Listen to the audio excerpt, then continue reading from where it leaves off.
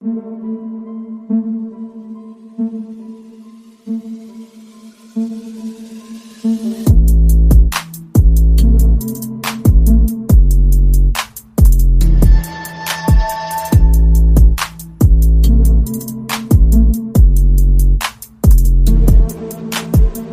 and welcome to the Jarrett Allen episode of the Hoop Theory Podcast, aka episode 130, which is in honor of his career offensive rating of 130, which is the best in NBA history. Recording this one on the evening of Tuesday, February 24th. And before we get into anything, I would first like to say thank you for listening. Please be sure to hit us up on Patreon or buy me a coffee if you'd like to support the channel. That's patreon.com/hoop theory and buymeacoffee.com/hoop theory. Any and all links can also be found in the description of both the show and the episode, wherever you're watching or listening to this. It would also be greatly appreciated if you would rate the show, leave a like or a comment. Of course, be sure to subscribe and follow the feed. If you would like to send something in to be read and reacted to on the podcast, basketball related or otherwise, you can send that over to hooptheory.mailbag@gmail.com. Once again, thank you for listening. And without further ado, let's get into today's topics. And so today, what I wanted to talk about was the Cleveland Cavaliers. For those of you at home, you can see that I'm wearing my Cavs jersey, pretty dated though, as it's Darius Garland, which is related to what we are going to talk about here. Obviously, at the trade deadline, Darius Garland got moved for James Harden. 26-year-old Darius Garland, that is, for a 36-year-old James Harden. So they advanced their point guard 10 years. But, they did so with Garland struggling so much this season, especially with health in the past year or so now, struggling to be healthy for them in the playoffs, actually for the past couple of years. And then throughout this entire season, just what it's been the very much downs, I was about to say ups and downs, but mostly just downs this season, just kind of flashes here and there of some ups. And, they have this core there in Cleveland that has probably reached close to its end. If it were to not work out in the playoffs this season, they probably would self-destruct. And so I think swapping out Darius Garland for James Harden, it does allow them to, mix things up in a way that lets them give this current core there just one more go, to see if things work. And back on the last episode of Hoop Theory is when we reacted to this trade at the deadline. And, it was a pretty instantaneous reaction. My thoughts on the deal right away. I didn't get to hear everybody's reaction to it really. But, after hearing some people just in casual conversation bring up the Harden deal to the Cavs, how people were very not on board with it. People didn't really think it was a good idea. People not thinking that Harden was going to fit with the Cavs and that it was dumb of the Cavs to, try to acquire this guy that has had such a checkered playoff history. But, back when I was hearing those reactions, I was like, I don't get that. I feel like this is a good move for the Cavs.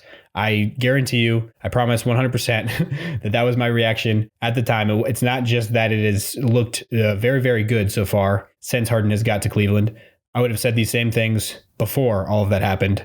But, I just feel like the concerns that people had about Harden were somewhat fair because of, Harden's playoff history.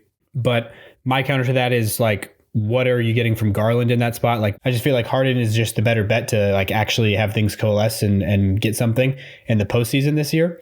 And also, on top of that, we have not seen James Harden in a structure like this in the postseason, other than we almost did when he was in Brooklyn, but that actually never happened because of the injuries that team endured. And so he was not there when ultimately things went down. And so he or Kyrie, now I'm not remembering who was more healthy that postseason. I know both of them were out for at least some of it. I can't remember who came back before the other one. But regardless, all three of those guys were not there at the same time. And the thing is, having Donovan Mitchell as a guy that is going to be, he's going to be your go-to guy in the clutch, in Game 7, in Game 6, in every game of the playoffs. James Harden doesn't have to be that guy and actually naturally won't be that guy with Donovan Mitchell on the court. I would say it's not quite the same thing as with Kawhi in LA, because Kawhi is not the guy who brings the ball up the court, initiates everything in your offense late in games. James Harden naturally is the guy to do that. Even if he's not the big shot taker and maker like Kawhi is in the clutch, he's still the guy who's going to be dictating offense, who's going to be getting people into their sets. Donovan Mitchell will be doing that in the postseason, in the playoffs, at least a decent amount. And especially in those biggest moments, he will be. And I think Harden creates things for Donovan Mitchell that Darius Garland never could, with Harden being much more of a, tempo controlling, slow pace, get to his spots, orchestrating the offense with a more higher IQ of the game. Darius Garland was a lot more very quick, twitchy, read and react, blow by a defender to create something for somebody else and make a good delivery, make a good pass on time and on target. but not really like seeing plays before they happened and making things happen out of thin air without having that pressure being put on the rim in the first place. Harden gives you all of that. And obviously Harden being the guy that's probably like the best of all time at unlocking rim runners, athletic guys just rolling to the rim on the pick and roll. Already we're seeing fruits of it with that Harden and Jarrett Allen pick and roll. But then also you've got Evan Mobley on top of that, being an athletic, lob threat rim finisher, very high IQ as well in the short roll. So honestly, Mobley might end up being the most dynamic pick and roll cohort that James Harden has ever had, possessing that pick and pop ability as well. But then you've also got guys like Naquan Tomlin coming off the bench, another athletic guy. He's not quite as tall as those other guys, but still something that he could feasibly do is catch a lob pass and dunk the ball, being that kind of athletic, rangy hustle guy. But then also the other way that I feel like Harden helps the Cavs is helping them out with what most people have always said that is the biggest weakness with this Cavs core, with having the two guards, Garland and Mitchell, as well as the two bigs in Mobley and Allen. They didn't really have any reliable wing players that they could put in there at the 3 spot that would have to just like make up too much ground with like not having, they had pretty mobile bigs with Mobley and Allen, but as far as the guards, having two undersized guys, Mitchell and Garland, having a lot of overlap in what they take away from a defense and what you need to cover up on the perimeter. That's just asking for a lot from one guy. And then having Okoro be that guy for a long time that, they were kind of going towards. He fit in theory in terms of being just like a ball hawk defender, really, really switchable guy. But he, like, the issue with him was like his weakness in that area was his size, and so like you're trying to make up for having a small backcourt and you put in a guy who's like the size of a 2 guard, in the modern NBA. And you're trying to use him as like this cover everything wing. And so that just wasn't ideal, especially when you add in the, lackluster offense on top of it.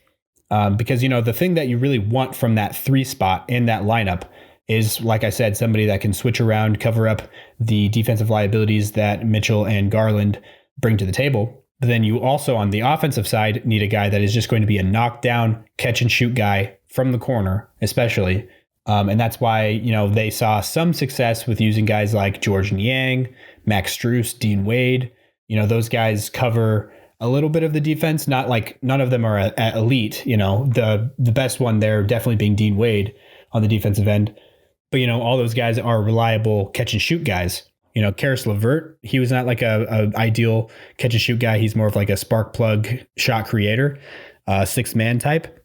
These are just some of those guys that they tried throwing in there. DeAndre Hunter, kind of similar. He's like, in theory, he has the archetype of like a 3-and-D wing, and he's got good size for it and everything. He just, I don't know, he's a case of a player that he kind of just like leaves you wanting from a guy that is in the archetype that he is, what you want from a guy with that dimension and those like theoretical skills.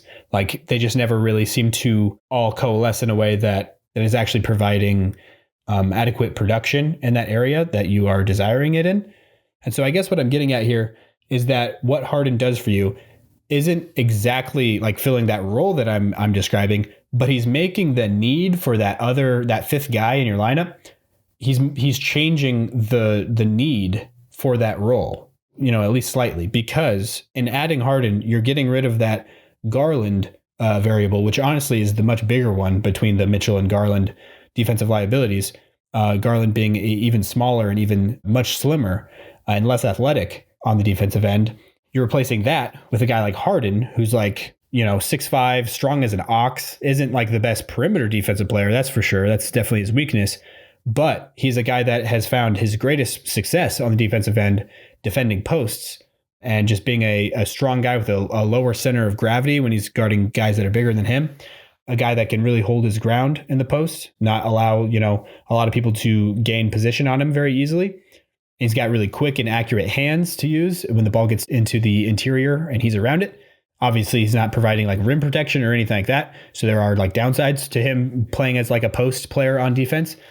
But, guarding 3s is somewhat doable in a lot of matchups, and guarding 4s is usually very doable for him. Especially when you have a guy like Mobley, who's going to be able to switch anywhere across the lineup to defend anybody that you really need him to. So now you just have one small guard out there that you should be fine with being able to play on the defensive end, especially with his length in Donovan Mitchell, his wingspan and athleticism. And now that other spot can be like an Isaac Okoro type, honestly. Like Isaac Okoro would be a really, really good guy to fill out that final spot if they still had him. Now they have Keon Ellis, who honestly kind of fits that role pretty similarly and as a better shooter as well. So I really think that Keon Ellis could be that fifth guy when they finally find their lineup that they want to hone in on. Or honestly, it could be Sam Merrill, even though he's not the best defender. He's not a bad one, to be quite honest. But he definitely isn't like the elite guy that you're looking for at that spot to be like the lockdown perimeter guy. But he does provide a lot of shooting, so that's just kind of like leaning into the offensive end of it. I just feel like there's a lot more favorable lineups and options to go to with this new look Cavs roster, having Harden there instead of Garland. And this is coming from a guy who's literally wearing a Garland jersey. Like I love Darius Garland. He's a very, very fun player to watch. I just feel like basketball-wise, this was like not a bad decision. Like I understand the thinking of it. I do understand the downsides, obviously, of trading a guy as young as Darius Garland. Maybe he does piece it together, does get it to work health-wise, which I've heard a lot of people have very major doubts on. But if they're wrong, if those doubts are wrong, and he ends up piecing it together and having like another 7, 8, 9, 10-year career beyond this point in the NBA, making some more all-star teams, then yeah, maybe we look back on this and say that was probably a bad move. But like, I don't feel like that's a very likely situation. And also, if you were to keep him, like things definitely are like, I feel like you have better chances this year for sure with Harden. Like there's no arguing that. And the East is not going to be any more wide open than it is right now with the Pistons and maybe the Celtics, I guess, is like the teams to beat.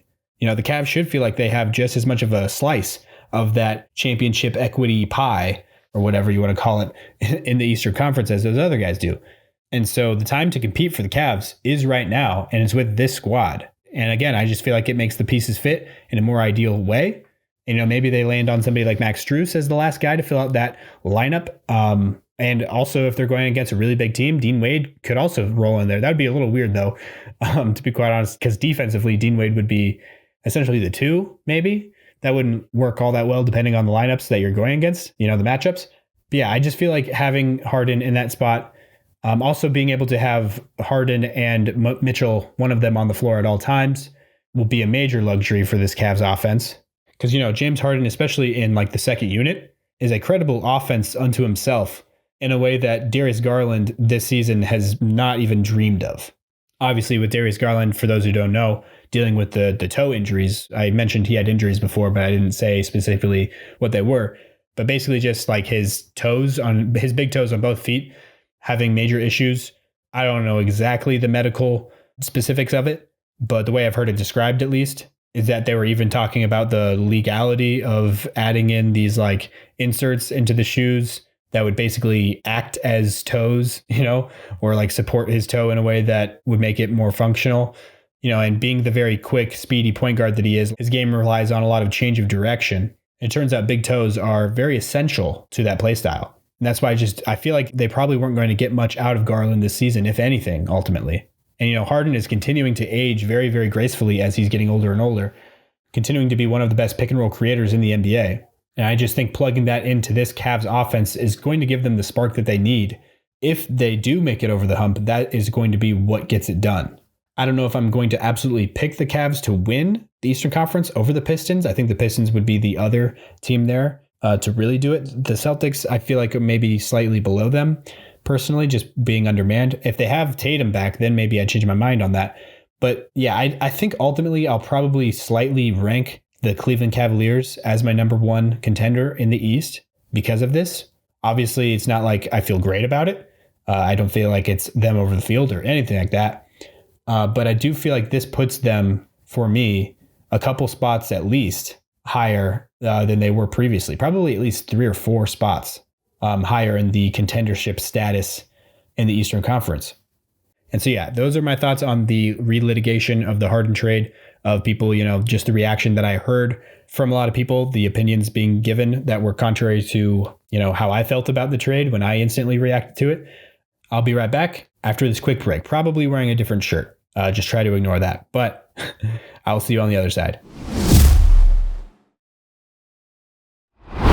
All right, welcome back. We are going to tackle the sub-all-stars for this season, the Hoop Theory NBA sub-all-stars of the 2025-2026 season. And to do so, I would first like to look at the players who actually made the team, because the concept of this team, if you haven't seen me do this last year, and I think maybe the year before, I'm going to take all of the players who did not make the NBA All-Star team and make a new All-Star team out of those guys. And so looking at the players that I guess are excluded from this exercise because they made the All-Star team, in the West, we've got as the starters, Nikola Jokic, Luka Doncic, Shai Gilgeous-Alexander, Stephen Curry, and Victor Wembanyama. No notes, honestly, for the starters there in the West. The only thing I could see changing was having Anthony Edwards and there's a starter instead of Stephen Curry, but I didn't really, feel too strongly either way there. And then in the East, we've got Giannis Antetokounmpo, Cade Cunningham, Tyrese Maxey, Jalen Brunson, and Jaylen Brown. The order on this one definitely I feel like is a little crazy. I think Jaylen Brown should have been a lot higher back at the time, when these votes were being cast, because, these the starters are voted in by the fans as 50% of the vote, and then media gets 25% of the vote, and then players from across the league casting votes, they get another 25%. So it's split between those three categories of voters. And yeah, Jaylen Brown wasn't all that high. He was actually the last starter in the East. And the only thing that I could think about there is maybe putting Mitchell in there over somebody. And if it were to be anybody, it would be Jalen Brunson, in my opinion.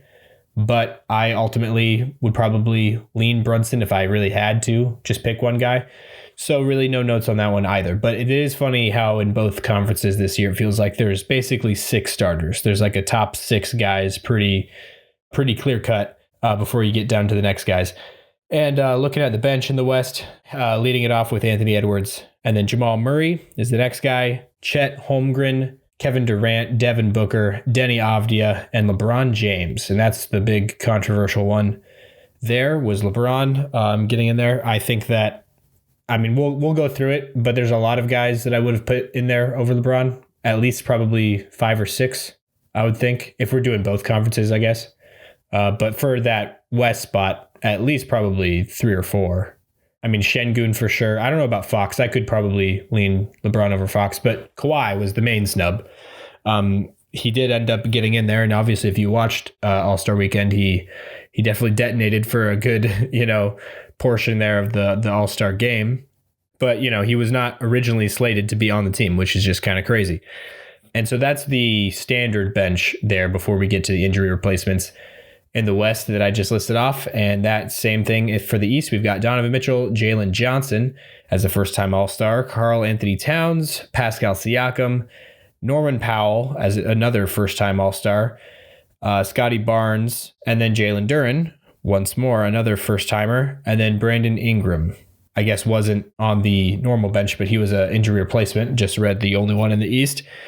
He was the injury replacement for Giannis Antetokounmpo as the only player that it was in the Eastern Conference All-Stars that was injured and could not participate. But then over the West for the injury replacements, we've got Alperen Şengün and De'Aaron Fox, who both got in there for injury replacements for Shai Gilgeous-Alexander and Steph Curry. And then Kawhi was added in as another spot for this new thing. This is the first year they're doing this with the Adam Silver picks, which I think he also picks the injury replacements, but he gets additional picks on top of that if there's not at least 8 players that are representing the world and at least 16 players that are representing the USA.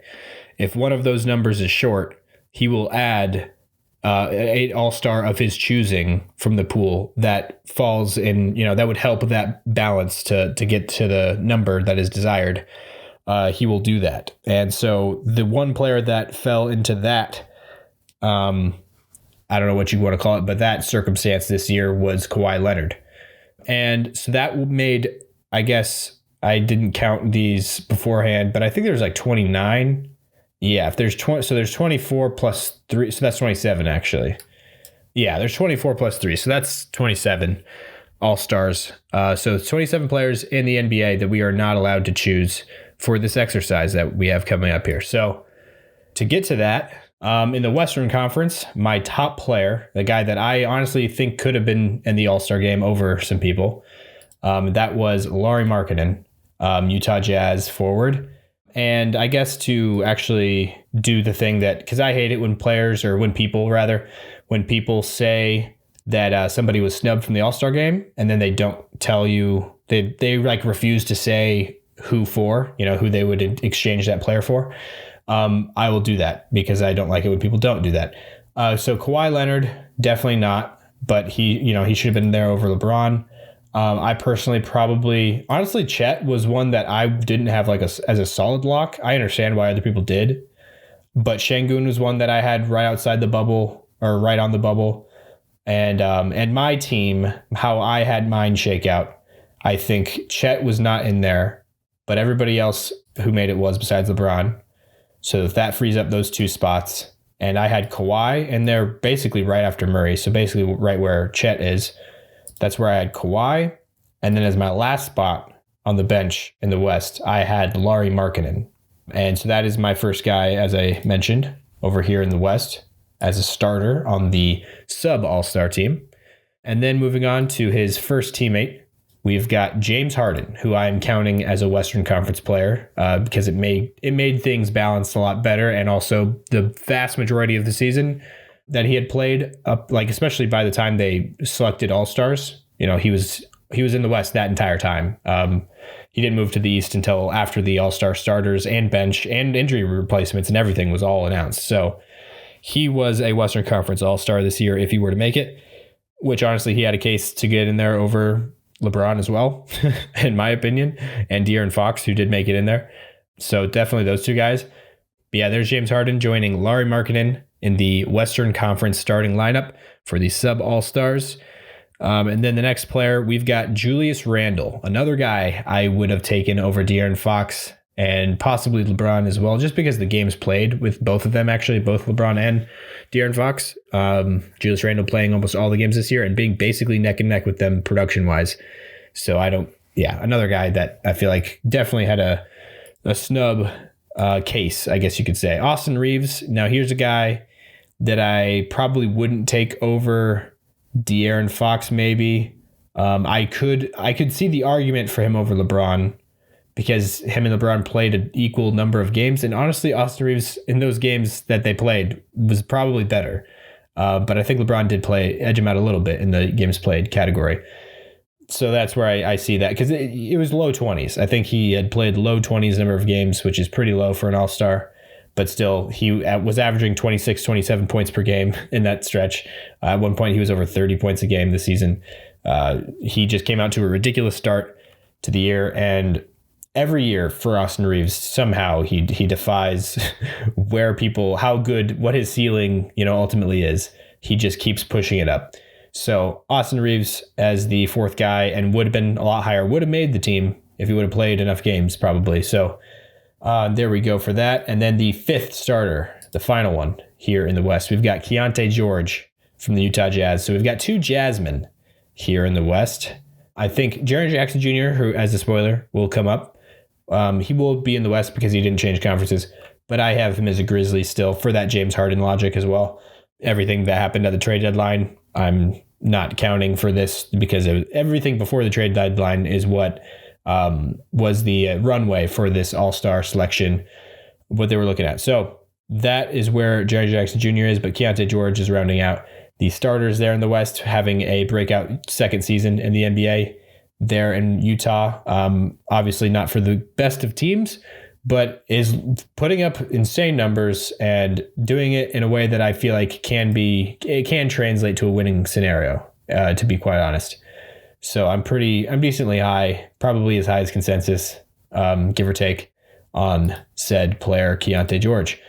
Over here in the East, Michael Porter Jr. leading it off. I thought he was a major snub there in the East. Not as much as Kawhi, obviously, but looking at the actual All-Stars again, I think he definitely should have been there over Norm Powell. I would have had him over Pascal Siakam even, to be quite honest, because I don't know. I think you can look at the numbers. It's just the way that Michael Porter Jr. has been playing this year. Has been playing winning basketball for a team that is not winning a lot, but when he's on the floor, they're scoring a lot of points. They're outscoring other teams while he's on the floor. It's just when he's off the floor is the situation there, the issue. And then also he's upped his production in the playmaking category, and become like, it's just, I've said for a long time that those memes of the Michael's never swing the rock Porter were like so grossly inaccurate. They were just basically memeing who he was entering the league. And those memes never changed. From who he was right when he entered the league. People never really caught on to like, oh, this guy actually has changed his play style and seems to like actually be affected by, seeing those memes all the time, and like wants to, like, it got to the point where honestly he was almost too much the opposite direction. Like he wasn't just enough of a gunner, enough of a black hole, enough of a guy that just wouldn't swing the rock. Like he would default to swing the rock in too many cases too quickly. By the time his time in Denver was done. So he is doing that a little bit more with the Brooklyn Nets, but as like the primary option, which is also a new change for him, obviously, not being the third or fourth guy anymore. So that's been huge. And yeah, he's just been having a breakout season. I think he deserves that spot here in the Eastern Conference for that sub All-Star spot. And then on to the next guy in the starting lineup for the East. We've got Joel Embiid. Another guy that I could see the case for him making in there on the real team. But the thing is, the games played factor just wasn't super high. And also the beginning of the season looked pretty not good for him, but he had been picking it up tremendously of late, heading into the All-Star break. Looking like his former self, honestly, for a good stretch there. And now we've got the next player in the Eastern Conference, and that is Franz Wagner. Another games played thing. Like if he had played enough games, he would probably be on the real team as the representative for the Orlando Magic. But, the Magic have had a pretty disappointing season for where their standards were, heading into the year, where their expectations were. But Franz, I think, is the guy from Orlando to choose if you want to choose an all-star, at least up to that point. Maybe at the very end of the season, that switches to Paolo, because it looks like Franz is probably going to be out for the rest of the year, at least from recent rumors and, reports around his injury that he might have to undergo surgery. So definitely could be Paolo by the end of it. Maybe even Desmond Bane if neither of those guys play enough games. But, Anthony Black and Jalen Suggs, just pick a guy. But anyways, on to the fourth guy in the Eastern Conference for the sub All-Stars. I've got Evan Mobley from the Cavs. This is where it kind of falls out of, like, I was considering him a little bit for the real team when I was making my real roster, but not ultimately as much as these other guys that I actually did put on. I put Michael Porter Jr. on. I think maybe Embiid might have got my last spot on some iteration. I kind of changed it around a little bit. The East was kind of hard. For the opposite reason of the West, it felt more like, it was hard to find the final guy in the East, whereas with the West, there was too many final guys to fill in that last spot. But then on to the last player in the starting lineup for the East. We have got Bam Adebayo. So there's a lot of bigs here over in the East, but this isn't going to be the actual team. This is just how the All-Stars are selected. We're doing it basically the structure of how it works in real life starting this season, doing the whole world and USA format. So this is just to show you who the All-Stars actually are before we divvy them up onto the individual squads. And now we've got the beginning of the reserves in the Western Conference to move on to. And that is Dylan Brooks is the first name from the Suns, obviously, having a breakout year. It's weird to call it a breakout year. It's just, I don't even know what to call that. Just the year that's like, where did this come from? Like, he was always a good role player, a good, 3-and-D shot chucker kind of in a way. Just, a fiery competitor there on the wing. But this season, he's turned into more of like a primary option of sorts, if you want to call it that. And like he's done that job when he's needed to pretty well. And especially earlier on in the season when this was more prevalent. So in the lens of all-star voting. Yeah, there's Dylan Brooks for the Western Conference. And then the next guy, we've got Cooper Flagg, the young phenom out of the Dallas area. He's not out of the Dallas area, but he plays for the Dallas Mavericks. He's from Maine, went to Duke for college. But yeah, he's only 19 years old. And yeah, having a great rookie season, coming on more and more as the season goes along. Seems like he's going to, he started off a little bit slower, probably like maybe on the very edge of the top 5 for rookie of the year voting in the early weeks, and like basically every week has just climbed and climbed, and now I would say he's probably secured the number 1 spot for now, at least. Things can change. He's close enough, I think, with Con Knipple there for some interesting things to happen in the coming weeks and months. But on to the next guy in the Western Conference. I've got Amen Thompson, obviously from the Houston Rockets, to fill out that spot there. And then the next guy in the West, we've got Rudy Gobert. Obviously, not like the most flashy numbers for an all-star, but he has been Defensive Player of the Year candidate, for sure, for that Minnesota defense. And one of the most important players to them winning games. And, a really good team in the Western Conference. I felt like he was a good player to throw in here to represent. And now on to the next guy. We've got Jaren Jackson Jr. I have him listed being from the Grizzlies here, because that is where he played the vast majority of this season. And now he's going to be out for the year. I don't even know how many games he logged minutes in Utah. And I know it was at least one. I think it might have been a couple. And then we've got Shaedon Sharpe from the Blazers as a guard to throw in here. And then the last guy in the West, we've got Trey Murphy III representing the New Orleans Pelicans, the only player here representing the New Orleans Pelicans. I think Zion Williamson, I do have a tab here to look at the honorable mentions, so I'll save that for a little bit later. His name might come up. Now we've got the East reserves.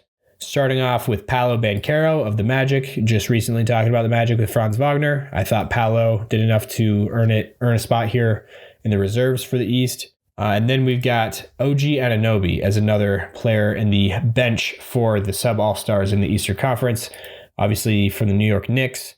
I think he's the third Knick to make it in here because, his 2 other teammates were on the actual team. And then the next player, we've got Derek White from the Celtics. So joining Jaylen Brown, who's on the real team.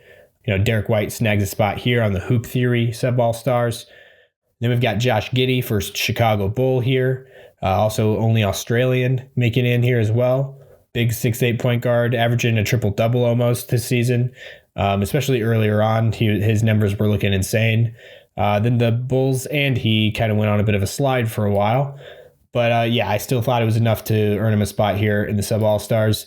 Con Knipple is my next player in the East on the bench, joining Cooper Flagg as a member of the sub-All-Star team this year. I think very deserved. Honestly, you could argue Con quite a bit higher than where I have him. I think you could argue him into the starters in the East, to be quite honest. Actually, pretty easily. I could see him get as high as maybe even second, maybe even above everybody other than MPJ. I could see you make the case for Con. At this point, this feels way too low. I don't know why I put him that low in here, but that is what happened. That is what I decided to go for. Nickeil Alexander-Walker is my next player in the East, obviously having a career year as well in Atlanta, averaging 20 points a game out of nowhere. The Timberwolves seeming like they really lost something there. I don't know if he would have done this in the Timberwolves uniform this season. I highly doubt it.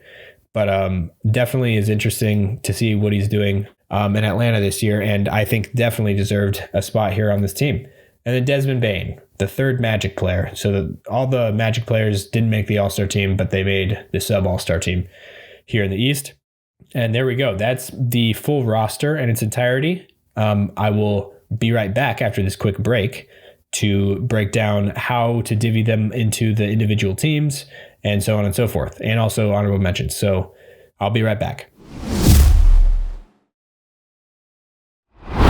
All right, welcome back. We're going to go through the Hoop Theory 2025-2026 NBA Sub-All-Stars honorable mentions before we get into how these players are broken up into the separate teams. For the honorable mentions, I've got Zion Williamson from the Pelicans as my first guy.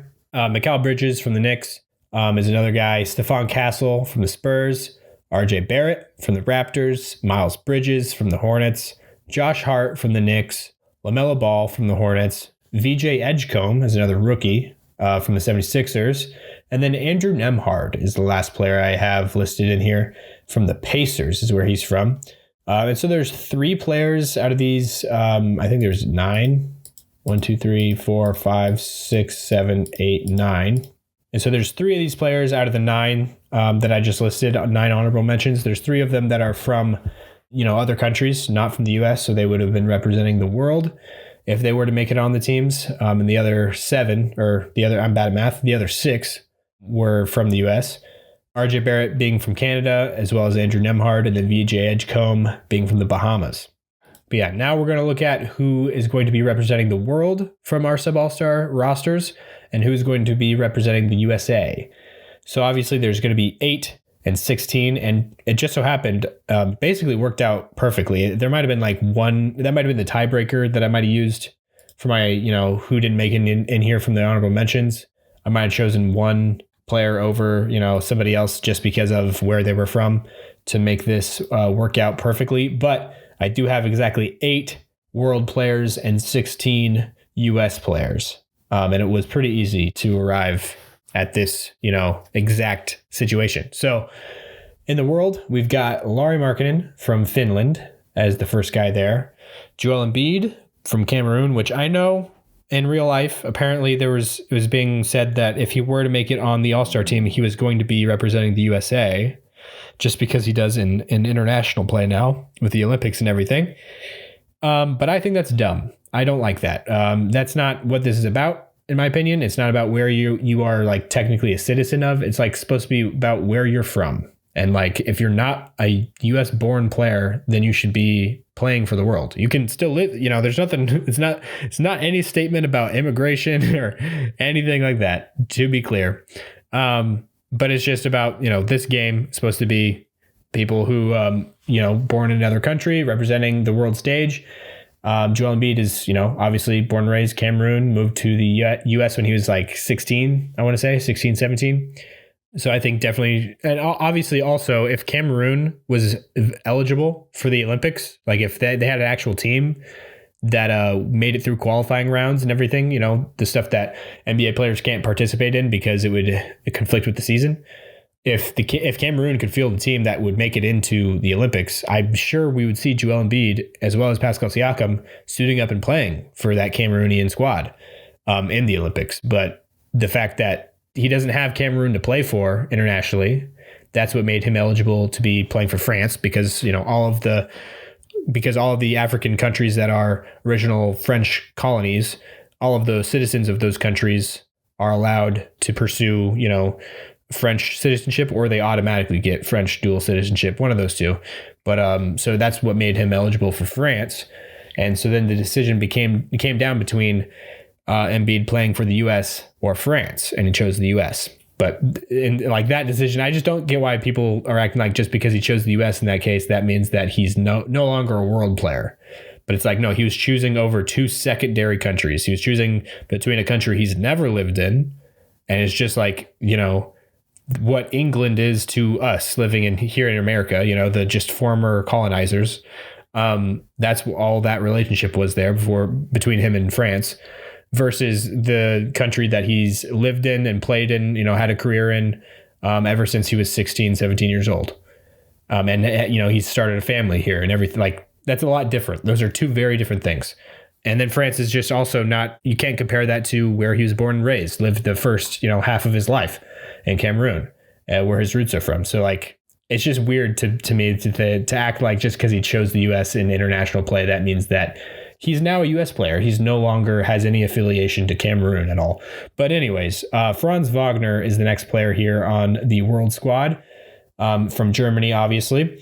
Dylan Brooks out of Canada. OG Anunoby from the UK, another player who I'm pretty sure he only lived a few years. I don't know this for sure, but judging based on his accent, which is very rarely British sounding, and I know that he at least went to college in Indiana, so I know he's been here for a while in the US. I would guess that he probably came over pretty early on in his youth from the UK, but he is still, UK player. And then Rudy Gobert from France, joining Wemby as the other French player. But, Wemby made the actual team. He's not here in the sub-all-stars. Josh Giddey from Australia, and then Shaedon Sharpe as the 8th guy for the world team from Canada as well. I believe London, Ontario is where he is from. So same hometown, I think, as Justin Bieber, I want to say. And I think it's just like an hour or so south of Toronto, somewhere in there. But anyways, USA, the 16 players over there are the rest of them. I don't know if I need to repeat them, but I just will. Michael Porter Jr., Julius Randle, Keontae George, Bam Adebayo, James Harden, Evan Mobley, Austin Reeves, Paolo Banchero, Cooper Flagg, Derek White, Amen Thompson, Jaren Jackson Jr., Nickeil Alexander-Walker, Con Knipple, Trey Murphy III, and Desmond Bane.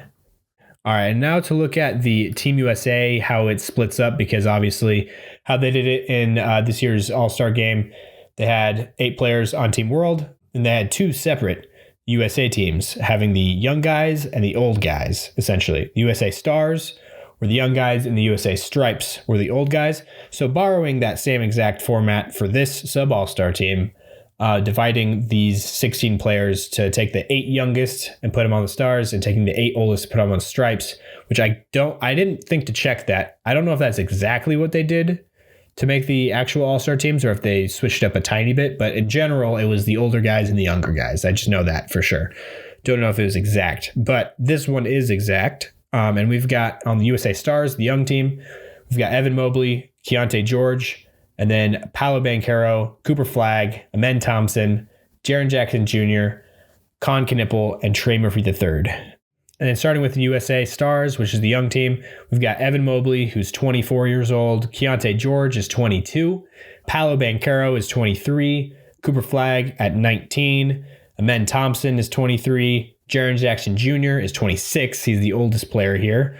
Con Knipple is 20, and then Trey Murphy III is the second oldest on this team at the age of 25.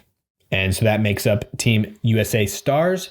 And then on to Team Stripes, we've got James Harden as the oldest player here at age 36. And then Michael Porter Jr., age 27. Julius Randle, age 31. Austin Reeves, age 27. Bam Adebayo, age 28. Derek White, age 31, Nickeil Alexander-Walker, age 27, and Desmond Bane at age 27 as well. And I didn't even think about doing this, but it would be a good idea to average the ages here, since that's something that everybody always likes to do with these types of things. And so now that I've done that, the average age for the USA Stars is 23, and the average age for the Stripes is 29. And for the world team, just in case anybody was wondering, their average age is 27, with Lauri Markkanen at age 28, Joel Embiid, age 31, Franz Wagner, 24, Dylan Brooks, 30, OG Anunoby at 28, Rudy Gobert at 33, Josh Giddey at 23, and Shaedon Sharpe at 22.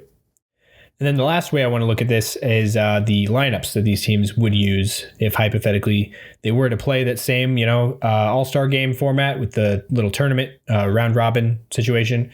So for the World All-Stars, obviously there's the 3 guys that were voted in as starters for their respective conference. That's Franz Wagner, Lauri Markkanen, and Joel Embiid. And I say voted in as starters, but I selected them as starters.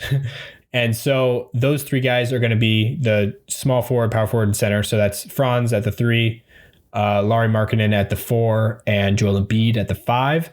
And then for the backcourt here in the World All-Star team, I'm going to have Josh Giddey, who I think might have been like the last selection, the last guy listed on the World team. No, I think Shaedon Sharpe actually was. I take that back. I think Shaedon Sharpe was. But Josh Giddey, I'm going to put in here in the starting lineup because he's the most, pure point guard, probably the only pure point guard, or point guard at all. I mean, Shaedon Sharpe is a guard. He could probably play both, but he is definitely primarily a shooting guard, probably even more of a small forward than he is a point guard. But Josh Giddey can handle the ball, and that's his primary strength, is being a primary ball handler, initiator, and passer primarily. So Josh Giddey is the first guard here, and then Dylan Brooks is going to be his backcourt mate as kind of a foil, as the defensive counterpiece to him. And then as my 6th man, I have Shaedon Sharpe here just because the lack of guards in the starting lineup. I feel like Shaedon Sharpe will be playing pretty major minutes off the bench. And then Rudy Gobert, because Joel Embiid's the only actual center here. Lauri Markkanen could play as a small ball 5. I say small ball, but he's literally 7 foot. But he is more of with the modern NBA, the way that things are leaning more back into size, big front courts, Lauri Markkanen isn't really an overly physical center to put in there as your 5. He's probably much better to rule out as your 4 in most lineups. So yeah, Rudy Gobert being the other true big here. I have him as the 7th guy off the bench. And then the final man in the rotation, I have OG Anunoby, just because we've got a good amount of wings here. Probably won't need as much from him off the bench as these other guys. And so, yeah, that's my 8th spot on the world team. The Stars, the young team, we've got Keontae George as the starting point guard, Colin Knippel as the starting shooting guard, Cooper Flagg, his buddy from Duke and co-rookie of the year, candidate this season, Cooper Flagg. Those two guys manning out the wing spots. Those two guys filling out the wing spots here in the USA Star team. And then we've got Paolo Banchero as the 4 with Evan Mobley as the 5. So there's only 2 guys. There's 3 I mentioned on the last team in the world. But for the Stars, there are only 2 guys that were starters from their respective conferences. And that was Keontae George and Evan Mobley. And then those are the 3 guys in the middle where, they came off the bench from the original All-Star team selections. And then Jaren Jackson Jr. I have as the 6th man, just as another big to put in there. Somebody who can play center, because him and Mobley are the only 2 guys that can play center here, and both of them start as the 4 on their actual teams, and then Trey Murphy III is the 7th guy I have, and then Amen Thompson as that last guy off the bench. And then USA Stripes, the old guys, James Harden as the starting point guard. And I should mention also, literally all the starting 5 are starters. So, there's 10 starters total. There's 3 on world team, 2 on USA Stars. So that leaves 5 left over. All 5 of those players are on this USA Stripes team. James Harden, starting point guard. Austin Reeves is a starting 2 guard. And then we've got MPJ as a 3, Julius Randle at the 4, and Bam Adebayo as the man in the middle. So Team World is definitely the biggest team here, that's for sure. And then Desmond Bane is the 6th man off the bench for the Stripes, and then Derek White in there as well, and then Nickeil Alexander-Walker. So all guards off the bench. It's the first time I'm really looking at that. So Randall and Porter and Bam are all going to be playing heavy minutes load, that's for sure. And also you can defensively slide James Harden down to the 3 or 4 just fine, especially if they're playing against the Stars. And yeah, so there is my sub all-star teams for this season, the official Hoop Theory squad. Thank you for listening. Appreciate it. Stay happy, stay healthy. I'll talk to you guys next episode.